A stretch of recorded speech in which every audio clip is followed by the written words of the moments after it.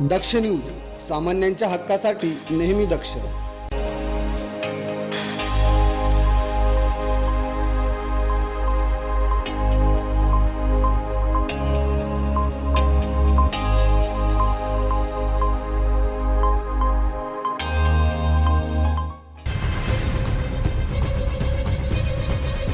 इगतपुरी शहरातील डॉक्टर बाबासाहेब आंबेडकर नगर येथे अज्ञात चोरट्यांनी घरफोडी करत तब्बल 6 तोळे सोने, रोख रकमेसह लाखो रुपयांचा मुद्देमाल लंपास केल्याची घटना उघडकीस आली आहे. माजी नगरसेविका सीमा प्रल्हाद जाधव यांनी दिलेल्या तक्रारीवरून अज्ञात आरोपींविरुद्ध इगतपुरी पोलीस ठाण्यात गुन्हा दाखल करण्यात आलाय.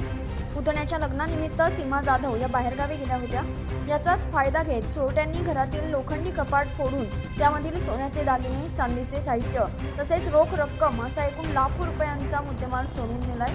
यामध्ये सोन्याच्या अंगठ्या, मणी, पान, टॉप्स, चांदीची ताटे, साखळ्या, पायघड्या तसेच 8,000 रुपये रोख रक्कम यांचा समावेश आहे.